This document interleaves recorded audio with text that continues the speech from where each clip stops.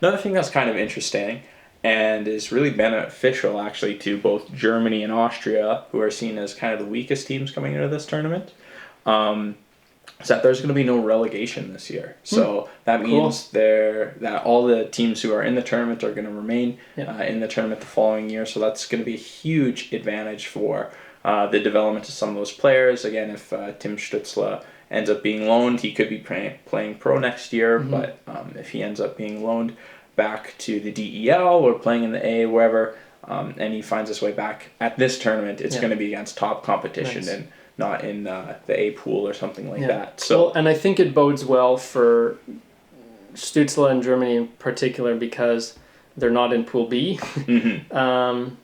You know, if you're the worst team in Pool B, the easiest team you're going to face is the Czech Republic, and then after that is like maybe Sweden. You know, but in Pool A, they're going to be taking a lot of games against Switzerland and Slovakia, who I'm not disrespecting those teams, but they've had stronger years. They're no Sweden, I guess is what I would say. To me, who this really does a disservice to is that I'm actually pretty high on Latvia.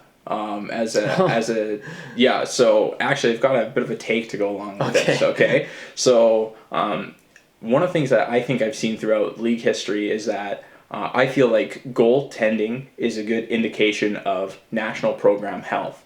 So, not saying anything necessarily bad about Canada, but we haven't seen too many stud goaltenders in the World Juniors for a while. And whereas in other nations, we've seen a lot of goalies come playing either in this tournament or coming over and playing professionally. And you're like, wow, these guys are coming out of nowhere. So, an example, now there were already a lot of players coming over from Finland, right, throughout the league's history, but all of a sudden in the mid-2000s, we were just inundated with Finnish goaltenders. We had Rene, who, remember, was Vezina caliber, Kiprasov, right, Tuukka Rask, say what you like about, say, Vesa Toskala, right? Even guys like Niittymaki, where you're like, well, I don't really know how good this guy is, but he's from Finland. There's Finnish goalies everywhere, and all of a sudden you just see this inundation, like a half generation after that of, we mentioned that there were all these Finn players who were picked in the top 10 over the span of the last 5 to 7 years,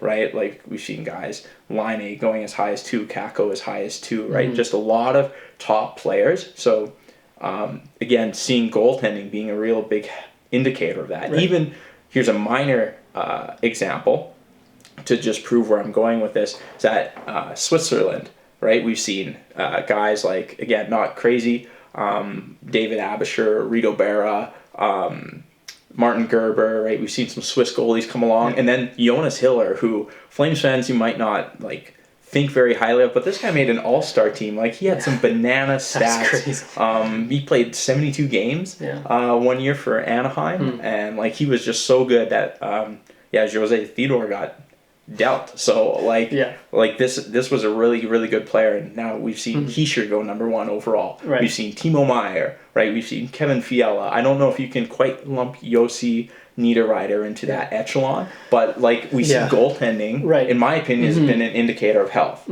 of national programs. So what I'm getting at is Latvia. Now we're seeing a guy like Elvis Merzlikins coming in. Gudulavekas paved the way. That was a really fun World Cup tournament to watch. He was a Lightning product for a while. Ended up being kind of a third goalie, Merzlikins, and they've got another player coming up in Kivlinkins, also for Columbus. And so we're seeing some Latvian goaltending coming. And again, there's Gergensons, Balcers who are in the league. But I think we're going to start seeing a surge of all-star Latvians. Player, Yamagas Gergensons. Exactly. I think we're going to see... 2016 was a weird time. Like with that delay between, like say a Kiprasov to a player like Barkov, and then a delay from say Jonas Hiller to Nico Hischier, right, being top picks. I could see a Latvian player getting picked in the top 5 by 2030. I think it's pretty possible. I think it's a really good indicator of league and player health. So I think Latvia is a bit disserviced by not having a relegation. Well, you'd think then there's lots of time, hopefully, for, the U18 is always a fascinating tournament for, I think there will probably be some some indications that that's coming within the next, handful of years as the scouting community, develops a bit of a buzz over a certain player or whatever. And, things start to happen on the international scale at the younger age groups. And definitely something that'd be fascinating to keep an eye on. Yeah. So if you've caught any of this through clips or you're watching the whole thing, feel free to go check out our channel. We've got clips just going over our thoughts for what each team in the Canadian division could pull off this year, going kind of in depth there, very in depth. Yes. So please do that. Feel free to subscribe as well. Go follow us on Twitter, and we'll see you again soon. Yeah.